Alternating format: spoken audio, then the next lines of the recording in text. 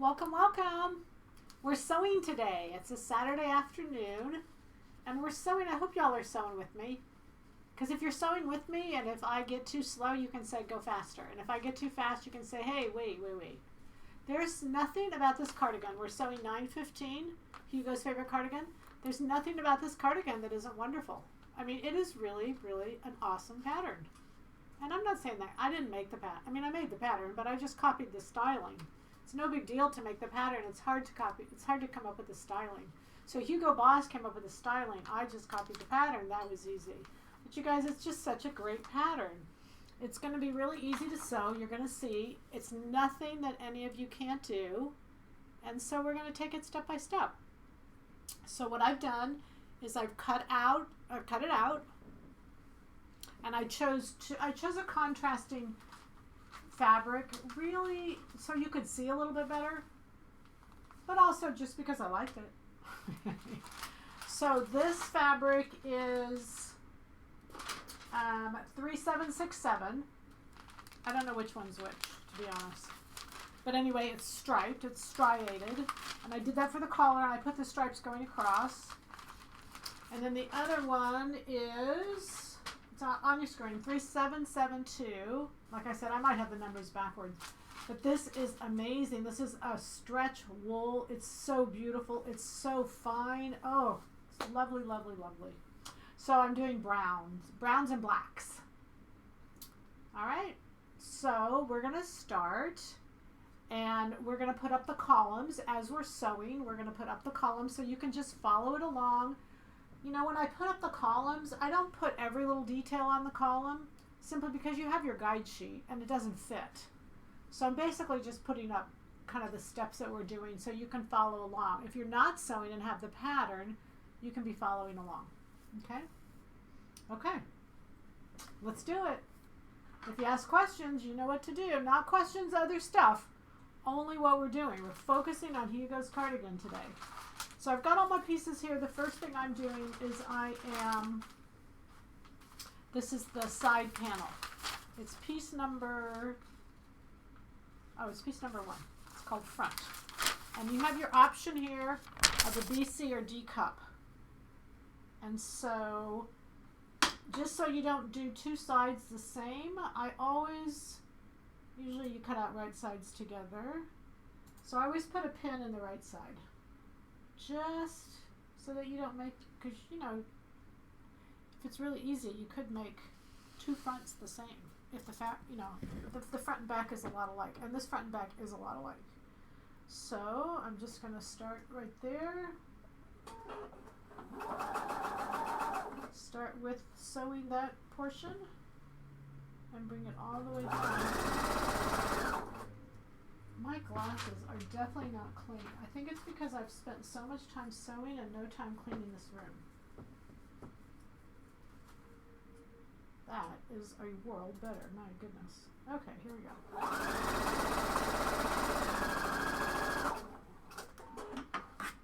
Side 1, side 2. And so the pen is on the right side. So it's just much faster than, you know, trying to figure out, okay, which side did I sew that dart on? Which side did I sew that dart on? A little bit faster.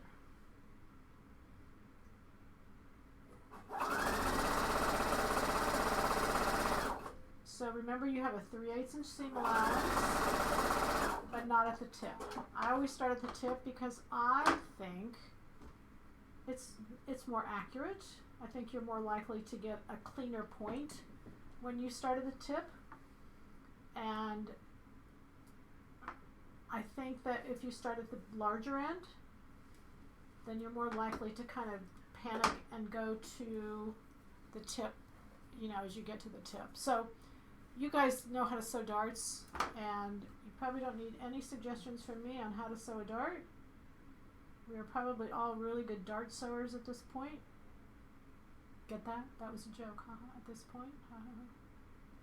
Y'all didn't get that. And so I've got 2 darts stitched. Okay? Alright, so the next step, I'm still on the same column. you know, while I've got this folded in half, because the collar, and this just comes from kind of making it several times, the collar is gonna, it has a seam at center back and it's gonna be sewed onto this point. So I actually put a pin right at center back, and I put, one pin means two things. It's the center back seam, so it's where I'll align the collar, and it also means the right side. So that one pin takes care of two things for me. So on the right side, what I'm going to do now is I'm going to sew the shoulder seam. And I'm not going to go press, you know, until I need to. This is going to go here, and you know, people who have been in my sewing room, you know, like the ladies who have been on the webcast, they always come in here and say, oh, this room is pretty small.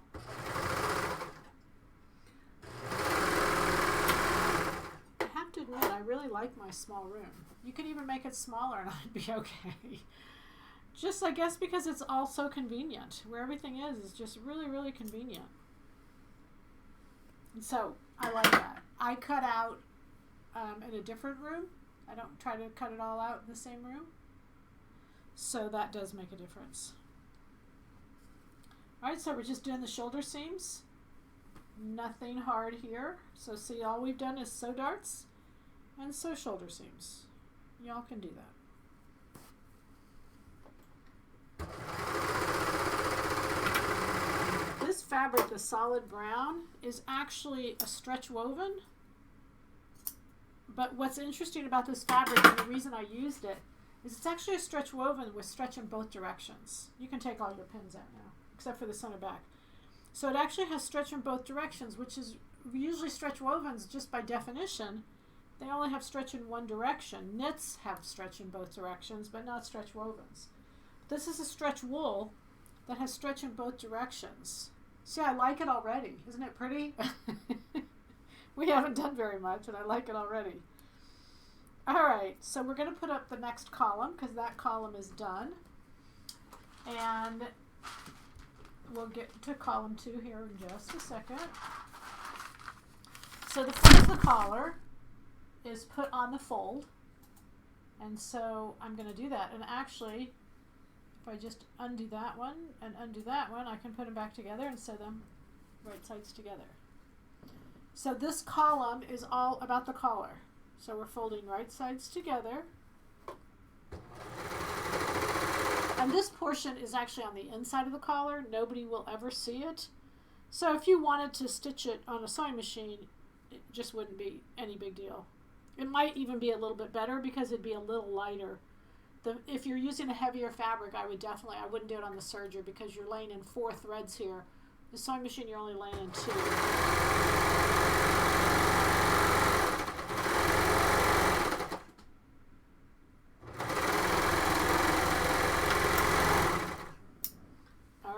That has to go to the sewing machine, to the iron, sorry, and be pressed. So we'll throw that over there. We'll throw this over there. We only have 4 pieces to this. The other piece is the sleeve. So might as well, while we're here, I'm going to go ahead and what I do, I unthreaded my needle. How do I do that? I guess you all don't know. I'm not sure why I asked that question, but we're going to thread it back. It must have just caught on the fabric or the pattern or something. I don't think I've ever done that. So remember, it was right sides together. I'm going to fold that in half, and I'm going to put a pin on the right side, and also the pin does 2 things. It marks the top of the cap. So the top of the cap and the right side. And then what I do, just out of habit, is I just serge the bottom edge of the sleeve.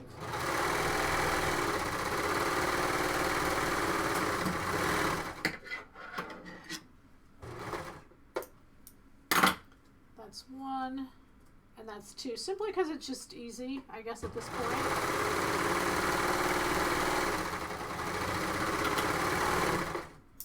And it's done. Okay, so let's pause a minute and we can answer questions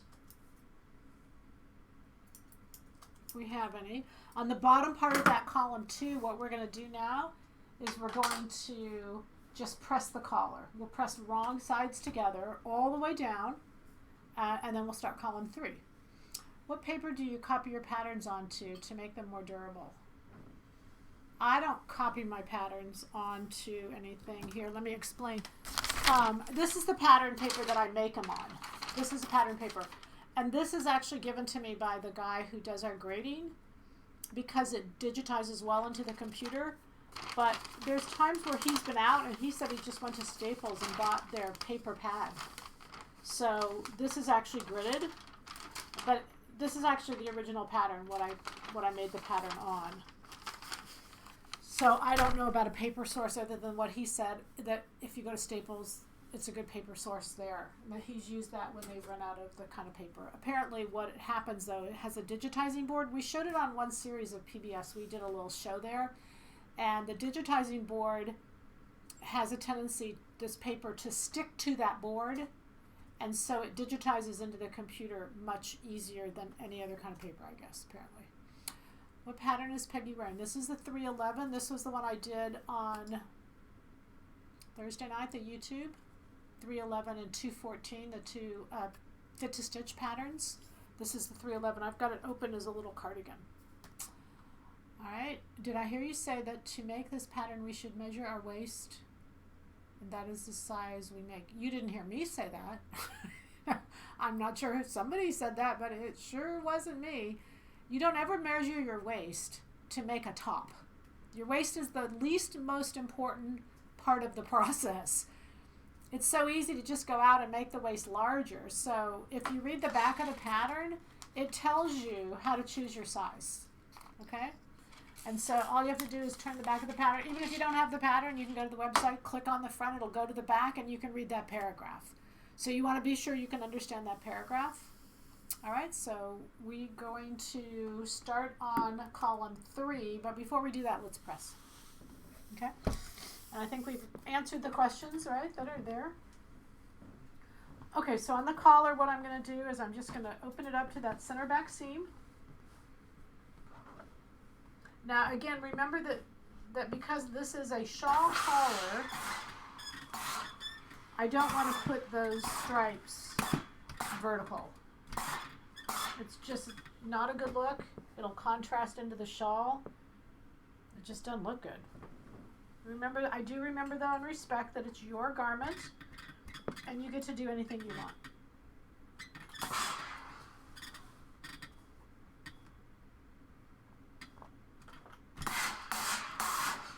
So this I'm just doing wrong sides together. It's just like that column says. And I'm just pressing all the way down to the bottom.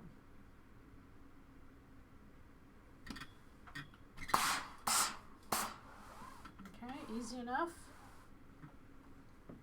Again, not anything any of you all can't do. This is really easy stuff. The only reason we're sewing together today is just to say hello and we like you and we can hang out together for a little while. And also to remind you that, you know what, it doesn't take a long time to get a little new top made. So you guys have everything you need. Okay, there's the collar. I'm really happy with that. And then on the body, what I'm going to do is I'm going to press the seam allowances to the back, the shoulder seam allowances. There's 2 that we did.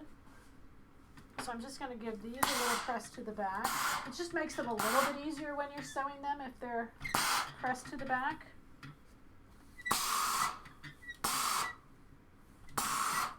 And then I'm also going to press this dart down. It's a French dart. French darts get pressed towards the hem. See how pretty that is?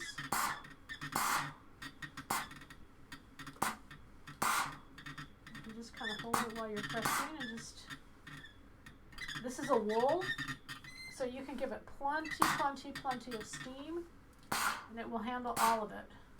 In fact, it'll like all of it. And that is my iron telling me it's hungry. All right, there we go. And again, I always start from the back and press it down, and then I flip it over Just, and then give it plenty of, and again, wool can handle heat and wool can handle steam. So I'm going to give it plenty. Alright, so that's pressed. So I'm back to the sewing machine. And I'm going to sew, I'm going to be on the third column now. See how fun this is? It's so easy. And remember, I put my pin right at center back. So I don't have to figure out where center back is. And the reason I want to know where center back is because that's where this collar is going to start. And so I'm going to line the seam on the collar right up to the pin that's marked. And that's where I start. So I always think it helps to make a pattern more than once. I notice when I make a pattern more than once, it's so nice because you just get little good habits that make it easier. I don't think it's all about speed, but they definitely just make it easier and they make it go together faster. Nicer, not faster, nicer. You don't have to, I'm using knits and stretch woven.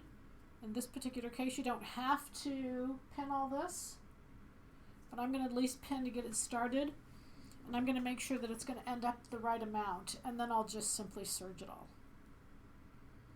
So I've got my amounts down here. I did not make any changes to the pattern at all. I cut it out exactly like it was. I've already kind of made my muslin because I've made it a few times this week.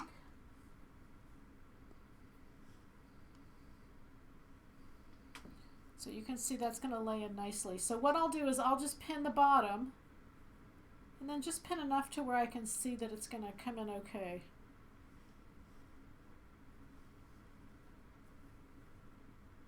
I think I flipped that to the wrong side. Yeah, I did. I knew something wasn't right. That's why you pin, you guys.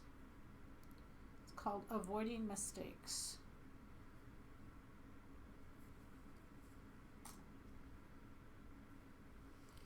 Alright, so I can kind of look at that and see that it's going to be okay lengthwise.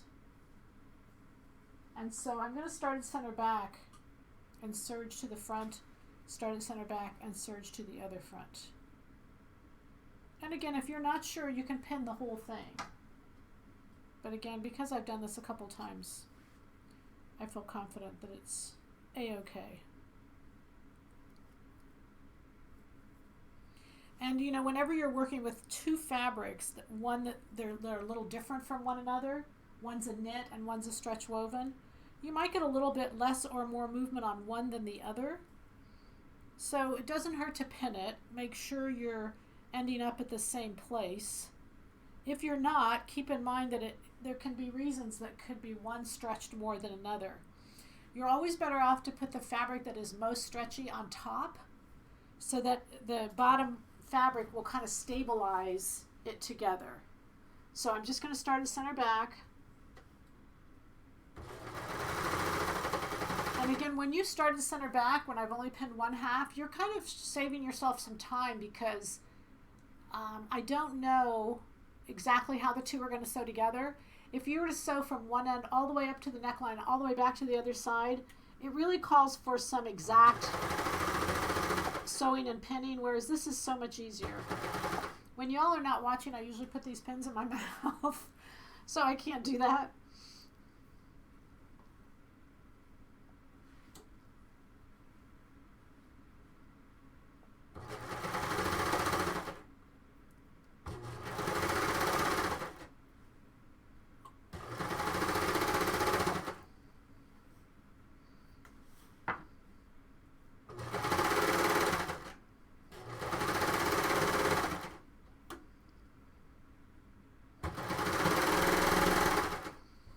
When I'm going down this front, what I'm doing is I'm making sure the edges are aligned, because whenever you have edges and they're not aligned, it runs the risk that one will start to get longer than the other one. So I want to make sure that those edges are aligned.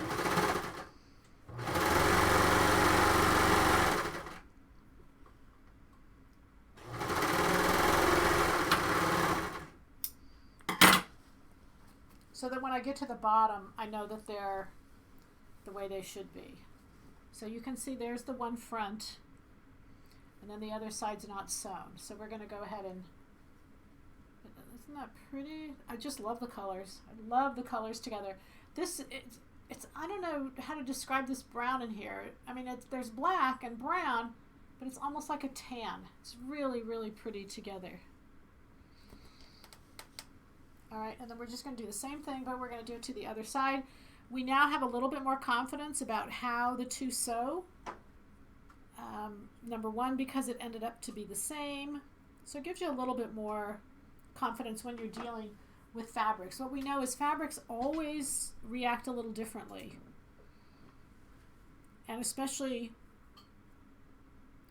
you know, fabrics, if we don't know where they're come from or they're in our stash or whatever, you just never know how they're going to react. So it does, I think it's prudent to just sew one side and see how it reacts together and then do the other. Okay, any questions? You know this is off subject, but you'll ask it anyway. Could the solid fabric be made to make yoga pants? Yeah, definitely. I mean, it's a woven, it's not a knit, but it has stretch in both directions, so yes, it can. All right, so when I'm pinning this, and I'm kind of pinned just a couple pins in from the shoulder, I go all the way to the bottom. Because oftentimes you're stretching a fabric when you don't even know you're stretching a fabric. So if you go to the bottom, you know the pattern pieces are even.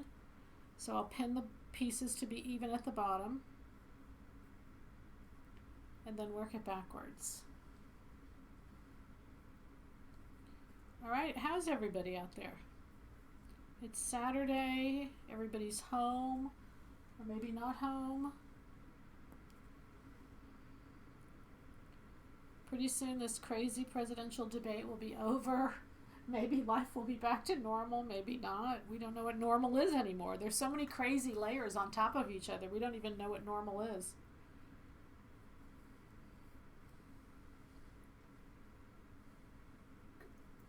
I think everybody just doing their best, hanging out and doing their best, that's for sure.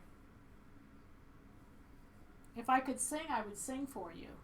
If I could dance, I could dance for you. But since I can't sing or dance, I'll sew. Right, so right here I just got, when I started at the bottom, I just got a little bit extra. So I know it's a 1-to-1. And I also know that that knit is a little bit heavier fabric and more likely to pull a little bit. So I'm working that back in, just gingerly into around the neck edge. That neck edge is bias. So I'm pulling that back in just to work it in. Otherwise, if I sew it, I know, it'll be off. Can you see how that just worked right back in? I had just pulled the knit just a little more than I should. So that's why it's always good just to look ahead and see how it lays. And now I feel comfortable with that and I'm ready to go. Okay. When you are doing this side, your thinner fabric now is going to be on the bottom, or your stretchier fabric. But because I know that the fabric isn't shifting as I'm sewing, I'm not worried about it. I just did it the first time just to make sure. That's my seam allowance. I want to make sure it's going to the back.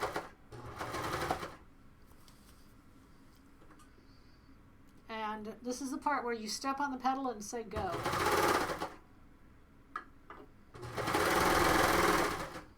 Make sure those edges are straight.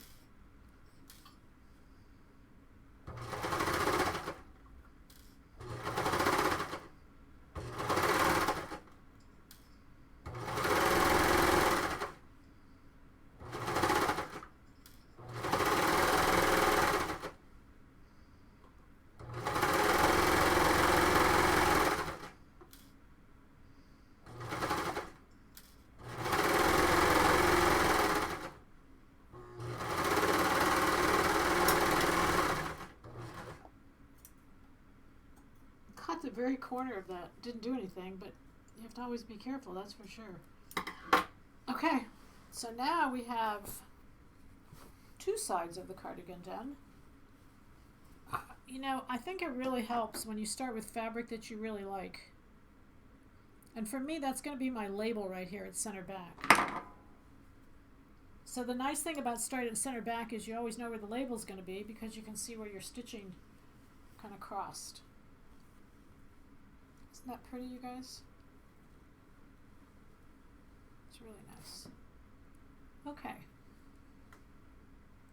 Alright, so now on that part of the column, you can see what I'm doing is I'm giving it a little bit of a, it's not an understitch because an understitch doesn't show, but it's a little bit of a top stitch. And you can press it first. With this particular texture of fabrics, I don't really need to, because what's going to happen is I'm going to put the seam right under. So the striped part is right under the seam of the solid part. So it's just really to hold this serge seam in place. Now if you notice, my brown is going to come right along in that tooth, I guess we're going to call it.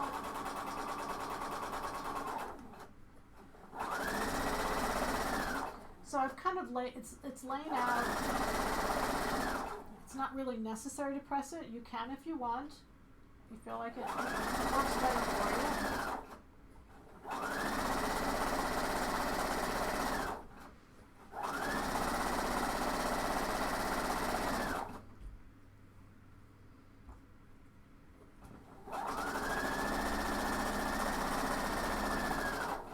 And if you just pick a mark on your foot, and it's really easy to get this straight. And I think that whenever I look at the real garment, I always try to pay really close attention to these details for you so that we duplicate the look of what is in that original garment. I get lots of emails and people that will say to me, can you copy this? And I just can't copy a lot of times from a picture. I can copy it, but I can't get the details and I get it to be right like I feel like it should be. So a lot of times I'll just pass on that because I can't see it. And I feel certain it's why I'm really against Amazon, because I'm afraid they're going to put all of our stores out of business and then I won't get to go shopping anymore. So don't buy Amazon, guys. Alright, so here it is. This is really pretty.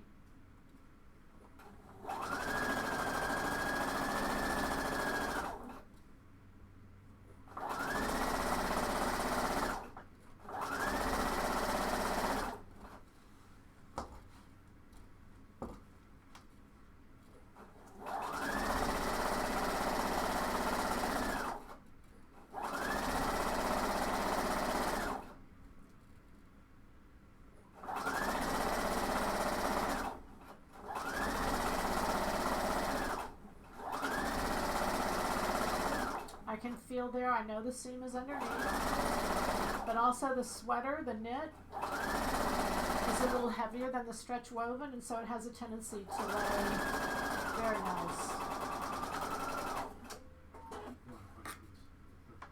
Okay, let's take a break and we'll answer some questions, and then I'll press this when they're ready. How wide is your serger stitch? Just a, I don't think you can change the width, can you? It's just a 4 thread, just a regular 4 thread. How long, maybe? Is that what you're asking? Anyway, do you use any sealant on ends of serge seams? Sealant? Like, what's a sealant? But the answer is no, because a serge seam is never left. It's usually finished. Like we're going to hem the serge seam, so you don't need to do anything to those ends. Another seam is going to come along and finish them up. There's always going to be another seam. At the very end, like you'll see when I go to hem it, I'll backstitch, and that backstitch will hold everything in place. So you don't need any exterior compounds of any kind.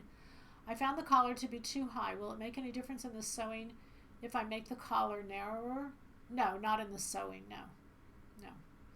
Did you say both fabrics are wool? No, I don't know what the knit is.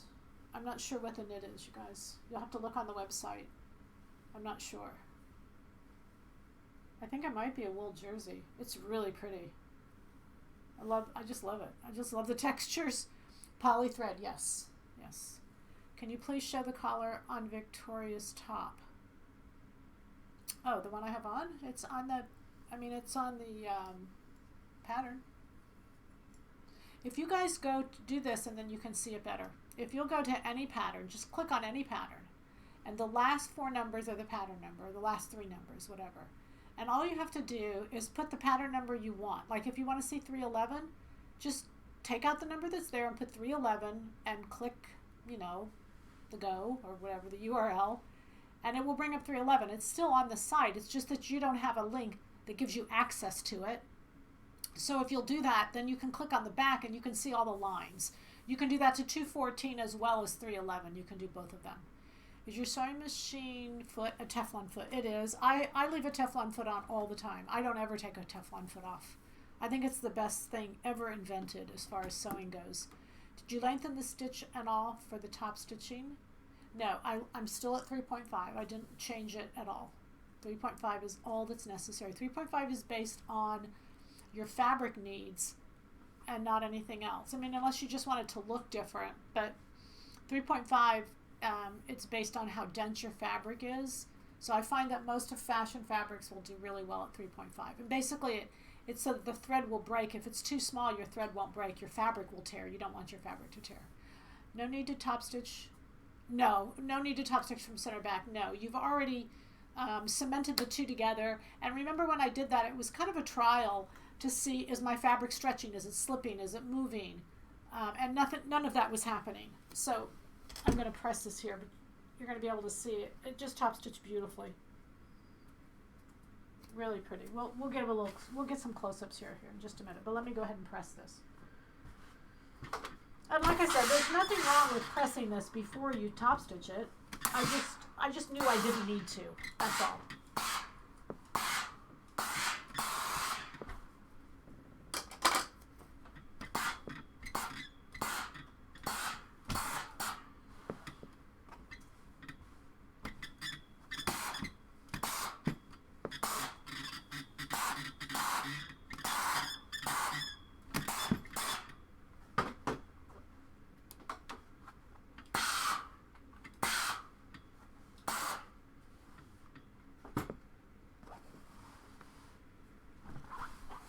Side 1, side 2.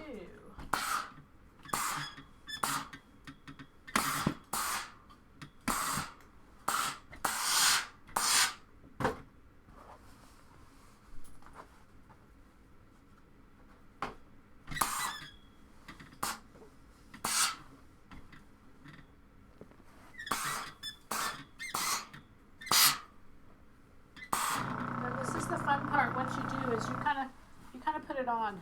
I don't have a mirror, but you kind of put it on and you say, oh, this is so pretty. I love it. I love it. I love it. And you get all excited. And that's what keeps you going to finish it, the rest of it. Okay. All right. So let's answer questions and we'll finish the rest of it. Pattern 915 calls for 3 yards of 60-inch wide fabric. Will 2 yards of the solid fabric? Yes. The collar itself only needs 1 yard. Doesn't matter what size.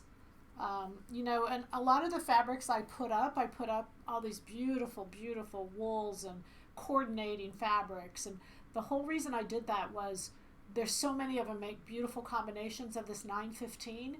And no matter what size, you only need 1 yard for the collar. That's it.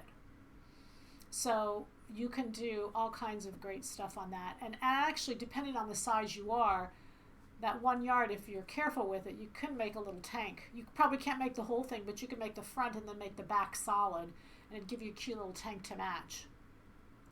Due to not stretch knit, did you size up? No, because the only thing that needs to be knit is the sleeves and the back. And because this was a stretch woven, but it's a dual stretch. I mean, it's stretch in both directions. That has a completely different impact. If it would have been stretch knit with only one-way stretch, I definitely would have, because a one-way stretch over a knit. But if you look at this fabric, it has great stretch in both directions. And so I didn't feel like I needed to size up at all. Okay. Why don't you use parallel pinning? Because I don't know what it is. That's got to be a home sewing thing. I know they don't do that in factories, or they don't call it that term. Maybe they do it and they don't call it the term. I don't know. But if you use it and you like it and you swear by it, keep going. I'm not trying to change anybody or anything. I'm just trying to show you what works, quick and easy. Okay, so let's go to the fourth column. The fourth column is the sleeves. You can see the third column was attaching the collar and then doing this top stitching. You don't actually have to do this top stitching. Again, I do it. I'm gonna, as soon as we get a minute, I'm gonna have them bring in close on this top stitching. I think it's just so beautiful. Can you do that? Let's come in close on that and I'll just show it to you. So that's why I do it. I just think it, well, I mean, because first off, the inside looks so nice because everything, that seam gets held in place really closely. But see how pretty that is? I mean, it's just so rich looking. And I did it with a black thread because to me this had enough black in it. I thought it would be pretty. You could do same color if you wanted to, but it's up to you. But it's very, very pretty. Okay? All right, so that's what that third column is, attaching the collar and then doing the top stitching. And now we'll go to the fourth column. And this is a sweater set, remember? So we're going to put this in just like we would put in the sleeves on the sweater set. It's a one-piece sleeve. And I'm going to put right sides together. I'm going to put the sleeve side down. The sleeve does have some ease in it. And I want my serger, I want the sleeve down so that my serger will ease that in. So we'll start, and remember I've already done the bottom of the sleeve. So I think that's why I do it earlier, just so I don't have to really stop and go back. I'm going to move these pins out of here. Just because we're all victims of habit and I'm not used to having them there. So we're going to get rid of these. Alright. So I'm putting in the sleeve. It doesn't matter which one you put in first. Just make sure your sleeve is on the bottom. I've got my shoulder seam and my pin, and I want those to align. So I kind of use those as a little bit of a guide. This is really important to keep your edges even here. Very important because you've got concave and convex lines, and if you don't keep them even, one will get shorter and one will get longer very, very easily. So you can see that my seam and my pin are right there together. So I'm going to take that out, and don't run over your pin. Don't run over your seam. Make sure the seam's going back the correct way it should. There you go. And then just look ahead and put the side seams together with the armhole with the sleeve, and keep those edges together.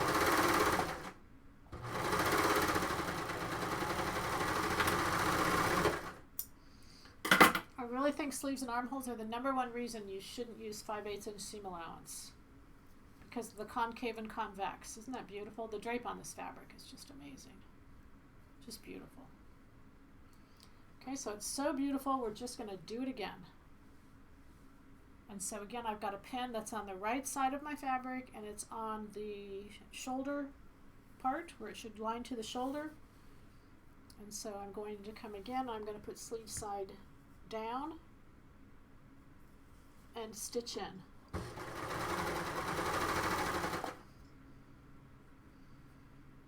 And look ahead. I'm going to align the shoulder seam to my pin. Keep those edges even. And once I can see it's all good, get your pin out of there. Keep going.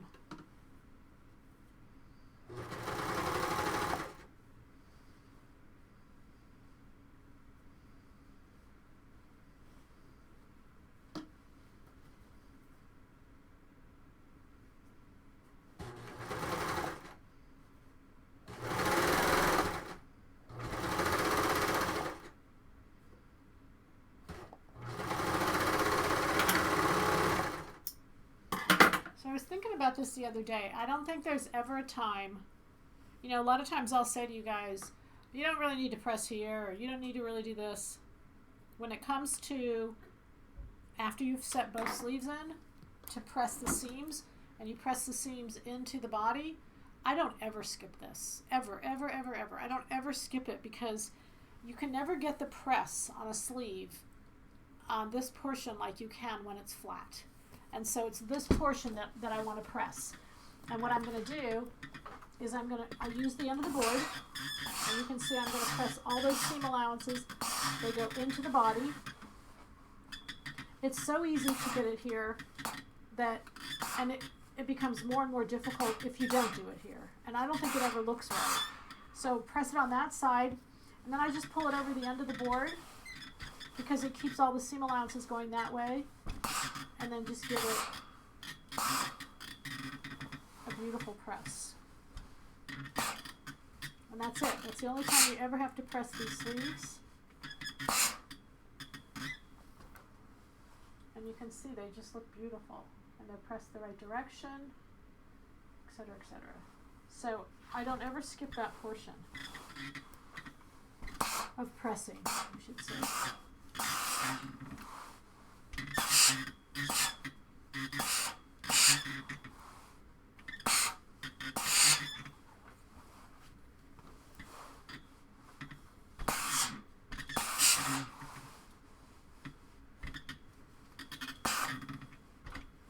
So again, kind of just let it hang over the board, pull it back. It'll automatically push those seam allowances the way you want them.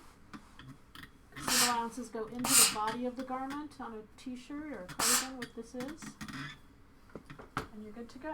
And now we've got sleeves. Okay? Okay. So now we're at the bottom of that same column. We're going to, if you hadn't finished the sleeves right, you could do them now. Or you could do them in the finishing. I think we actually show it in the finishing. I'm just going to start on the serger.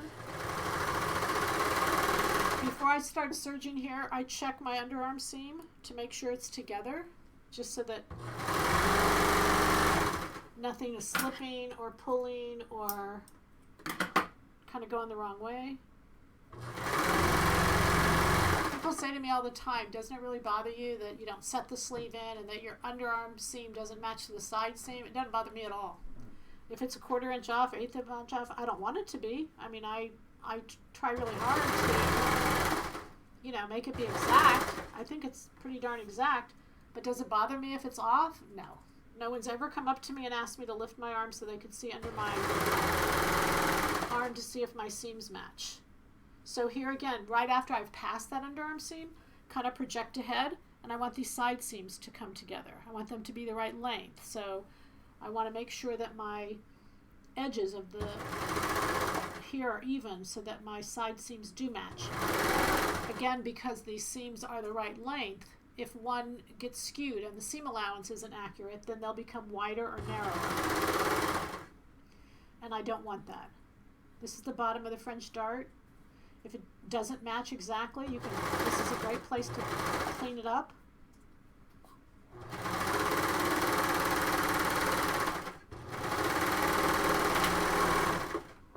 I go all the way to the bottom. That is just fun. I mean, it's just fun. Who does not like to sew? Okay, questions. How would I go about eliminating the darts? Buy another pattern. There's a lot of flat patterns out there, but I don't think I'd buy this pattern and then try to eliminate. The whole beauty of this pattern is the darts. That's just my opinion. All right, so you know what I do just as a habit, and I don't know why I do it, but lately I've started doing it especially. I actually, once I do one sleeve, I actually hem that sleeve. So I'm going to come in and hem this sleeve. I know it's in the next column, but we'll still leave it here. And I just turn up just a little 1/2 inch hem. Oh, I could answer the question, sorry. Why do seam allowance on sleeves press toward the bodice in everything but jackets? Well, they actually don't. A blouse, you have an option. I've seen blouses toward the body and out. So a blouse, you actually have an option. And it's really a matter of just the look of the whole thing. So a t-shirt is a smaller look. It's a knit. It's closer to the body. So it's a narrower look of a shoulder, so it makes sense that the seams don't go out into the sleeve, that they go into the body. Any other thing than that, with a blouse and a jacket, you have ease, and the ease is in the sleeve, not in the armhole, so it makes sense that the seam goes out because it gives credence to the sleeve head and the shoulder pad and all that kind of stuff. So they're really different garments, and they're really different fabrics.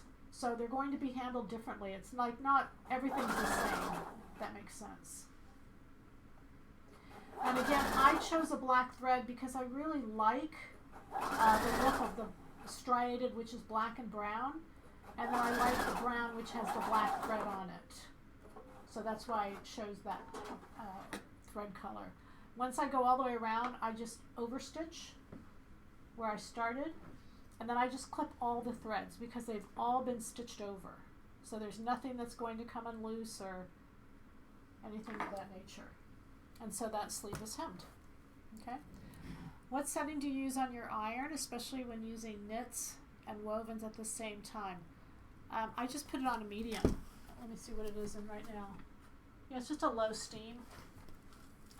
Your iron doesn't have to be different for knit or woven. It's the fiber that matters, not the weave. So I'm not sure if you asked that just quickly just to get it out, but it doesn't, the fiber doesn't. I mean, the weave doesn't matter. It's the fiber that's going to matter. Okay, so that sleeve is done. All I have to do is press the hem. And then I'm going to do this sleeve side, same thing, same way, start at the hem of the sleeve. See, for some reason, knowing like when I start the second sleeve that the other sleeve's already hemmed, somehow I like that. So keep in mind, the order is completely, it's all your mental well-being. So if you decide you want to do it a little out of order and be happy, you can. So I just get it started. Watch your underarm seams so you make sure they line up. Make sure you're and this is where you're on the freeway speeding. You're just going, man, going.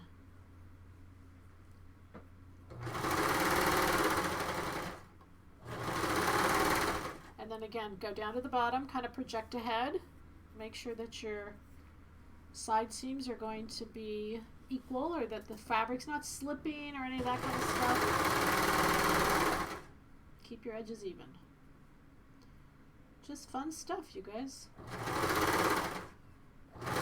Are you sewing with me? Are you going faster than I am? I'm talking. I shouldn't be talking.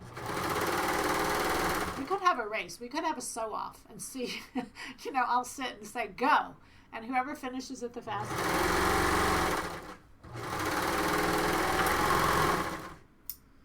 Okay, so keep in mind that right where I am, I finished the side seam. So all that's left is the seam on the sleeve that I just sewed and also the bottom. So I actually go ahead and I serge the bottom now. I know it's the next column, but I just lay it down and go for it.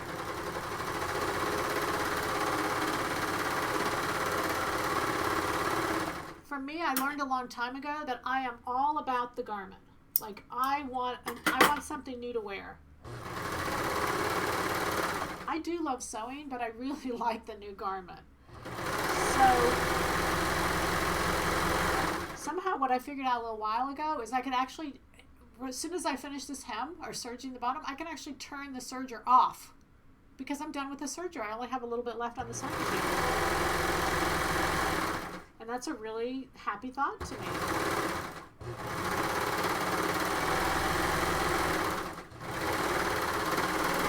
So when I'm doing this, the only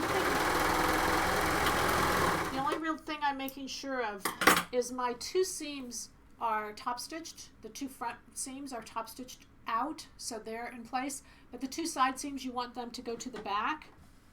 And so you want to make sure that they're stitched the way they should go. And there's my cute little pile of stuff. And let's hem the other sleeve. Or we can hem the bottom, either one. And we'll ask questions. And then I want to go ahead and sew in that little elastic in the back. Is Pontorama too lightweight for this pattern? Not at all. No, I think one thing I love about this pattern, you guys, is I swear there's so many. I think there's every weight of fabric could be used for this jacket. I don't think there's a limit. You can I mean, partly because you can switch it out and do the front in a woven and the sides in a knit. So that front, as far as what you're doing, I think they should just be somewhat compatible. Do you ever use a cover stitch machine? This is a cover stitch machine. I do, but I don't. I guess I don't. I use the machine, but I don't use the cover stitch on that machine. I use the machine as a 4-thread serger.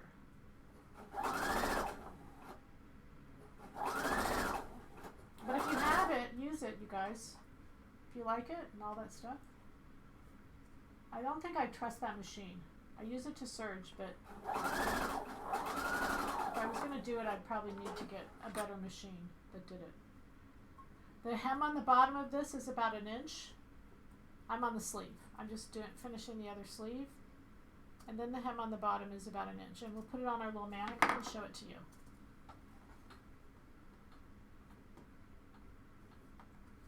Alright, so here's our little, oh, it's just adorable, adorable, adorable. And we're going to do the bottom. And we'll answer questions. Alright, so I'm going to show you that when I go to do this bottom, just make a little triangular fold and tuck that in. Just right there when you start. Okay, this is your back stitching. Because this is your last stitch and nothing's going to come and cover this stitch.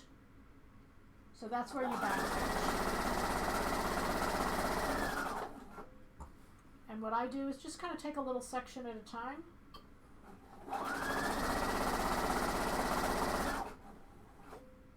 I'm watching two things. I'm watching where my fabric is going under my foot and where the fabric is on the other side. So that keeps the stitching the same distance from the edge as it should be.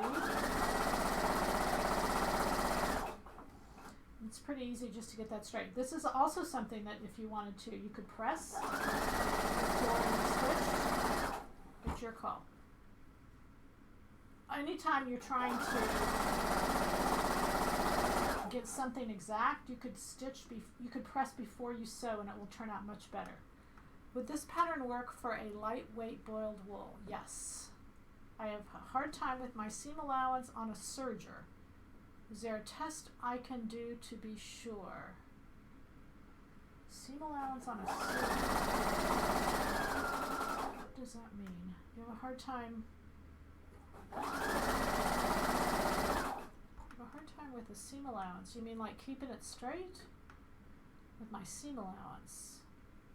Well, your serger should have little lines. It has little lines here that give you how wide your seam allowance is. Just measure from the left needle to that line, and then you'll know how wide that seam allowance is. Sergers usually you have a few options. So you want to make sure you understand what those lines mean. Like mine is a baby lock. It's not marked 3/8, but I've just measured from that needle out to the line I need to go, and then I know how wide it is. Maybe that'll help you. How long did your layout and cutout take? Remember guys, I didn't have to do any fitting. I had already done the fitting. So maybe 15 minutes? Maybe 15 minutes? Okay, I wanted to show you, I'm going to press this bottom. I really wanted to show you putting in that elastic in the back because it's so easy to do. So let me just press these side seams really fast and we'll show you how to do that. I would suggest you putting it on, but because I've already done some before, I know where mine is. I know how far from the hem it is.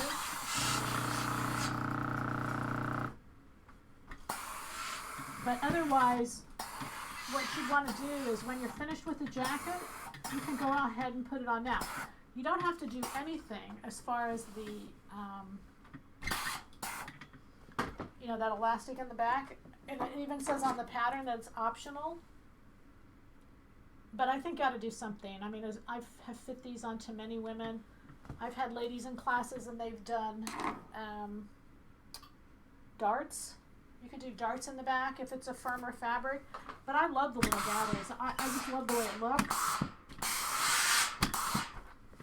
So on mine I'm going to do elastic. Alright, pretty. Alright, so I'm going to take it off this person here. And I'm going to put this on.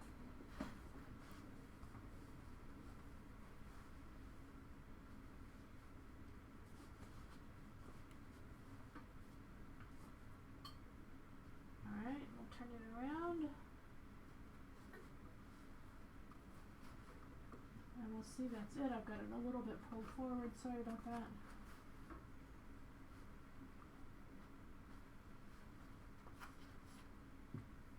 Alright, there we go. You can see it's just really fun. Okay, so what I know is that on my back, the back on here measures 18 inches, I think it is. No, I think it's 20. I think it's 20 inches. I'll measure it. Sorry, you guys. I think it's 20. So basically right around the waist from point A to point B, it's 17. 17. So I'm measuring 12 inches up, and that's where I'm going to put my elastic. So I measure just 3 points. I measure roughly center back,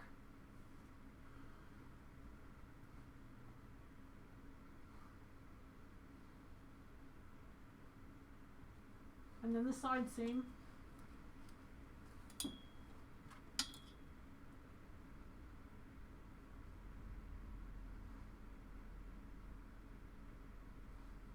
and then the other side seam. Now I'm putting these pins on the outside, but I'll transfer them to the inside because it's the inside where you're going to sew this elastic. So that back measurement is 17, and then I've cut my elastic to be 2/3 of that. I'm using 1 inch wide elastic, but I use 2 inch wide. I just cut it in half. And I cut my elastic to be 13. So I decided 13 to 17. And if you're not sure, you can always just pin the elastic in. I mean, not pin it, but just kind of hold it and then gather it and see how that gathers in. So that doesn't give you a lot of gathers, but just a slight little bit. So you usually want, if you take the 17, divide by 3, and cut the elastic 2 of those, you'll end up with a really nice amount of gathers in the back. Okay, so what we're going to do now is come to the sewing machine, and I'm going to take those pins that were at the side, on the outside, and just put a pin on the inside, because that was what I wanted, was to make sure the elastic is straight. So there's 1, there's 2, and I just marked 3 points, the 2 side seams and then the center back. And your elastic is straight, so it's pretty easy to get your elastic straight after that. Now also in the pattern it says to do a casing. You could do a casing. I'm just doing the elastic straight on, and just to show you an option way. Also what I do is, just to make sure I've measured correctly, I just make sure that I put the 2 side seams together just to kind of double check. Okay, then what we're going to do is we're going to, now this marking for me is where I put the bottom of the elastic, not the top of my 1 inch wide elastic. So I'm going to anchor in my elastic, and the only thing you want to do here is you want to sew at the same place on the elastic so that the line on the outside of the jacket will look nice and straight. So I've anchored that in. I'm going to pull this side all the way over to here. Just keep your hand firm and just pull. And I know you may not be able to see it, but it's going right through this pin also. So as I pull that, you can see that pin, it's also clearing that pin. And all I have to do is hold it for the bottom.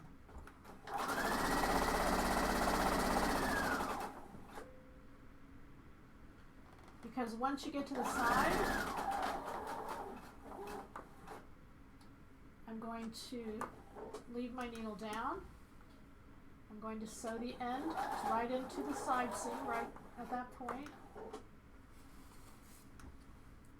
And I'm going to make sure I pull all the way back. But the pulling of the back is not near as important because it's already been pulled.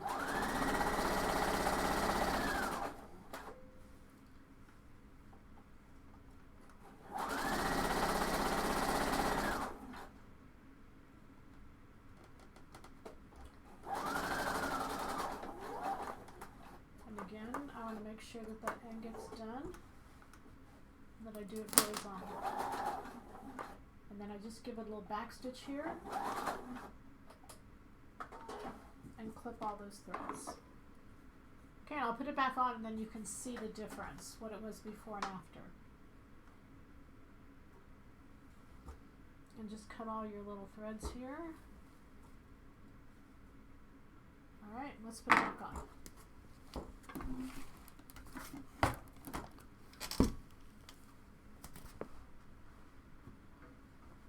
See, now I just think that little bit of gathering there in the back, I just think that looks so nice that I just really prefer it. I think it gives it a much more finished look personally, especially because this is a knit, and so there's not any there's not really any contoured in that back there, and it doesn't impact this portion at all because your body is got a hollow in the back there, and so I just think that looks so nice. Alright, this portion, if you wanted to, you could wrap it, you could do a little belt. If you wanted, you can do belt over the elastic. All these fun things. There's just a lot of different ways to style this. Okay. Questions. Why do you have 2 sergers? I have 3. You know, it's like anything. You just accumulate. And they're fun. And you don't have to change threads. And. You know, I'm looking for the patterns for your PBS special. Where are they? If you go to Fit to Stitch, www.fit2stitch.com, picture of a sewing machine or me on a sewing machine will come up, and you go to donate. And the donate button is, you'll see them at the bottom of the page. Okay? What type of iron are you using? It's a Rowenta, and it's the steamed tank generator. I love it. They're not expensive. If you watch at Bed Bath & Beyond and use the coupon and all that kind of stuff and get them on sale, they're not expensive. And they'll probably last, I don't know, I use mine a lot, 3 or 4 years. And you can buy these really expensive irons that are thousands and thousands of dollars, but this thing travels. You know, I know it sounds crazy, but there's times you get really picky about your iron. And this is a really good iron. I mean, it's a really good iron. So I just love it. How long did you cut the elastic? Mine was 13. My back was 17. My elastic was 13. I didn't want a really tight gather. I just wanted a little bit. So generally it's 2 to 3. So your elastic should be 2 of whatever your back circumference is. Isn't that pretty? I love that little outfit. Is the elastic right at your waist or just above? It's up to you. I like the look where it's a little bit above. That's what I personally do. I like it above so that it almost like lends itself to the waist rather than, you know, if it's at your waist, sometimes to me it looks too low. And that's why I don't like it. I like it a little above your waist. It's almost like saying, hey, look what's coming. And I think it's more flattering. Okay. Are we good? Did you guys have your jacket made? Are you done? Everybody that was sewing? Yeah, I wonder how many jackets we have made right now. How many little cardigans could we possibly have made right now?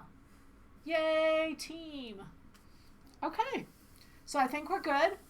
Next time we're going to have a webcast. It's not this Tuesday, it's a week from Tuesday. And we're going to do it on fall sewing, and I'm so excited. I'm so excited. I've seen so many beautiful things, and I've copied them. All right, and we've got the fabric is off the charts beautiful. You know, I've said this before, but I don't think we've ever had such beautiful fabric. But I swear it keeps getting better. We've got some cashmere blends in. We've got one cashmere blend that I put up today, and they're just not that expensive, you guys. So shop quick, shop often, and buy, because it won't be here next time you come back. That's the good news. That's the good news. All right, you guys, thanks for being here. Thanks so much for taking out some of your Saturday and hanging out with us in the little sewing room. It was fun. We really appreciate it. The goal is happy sewing.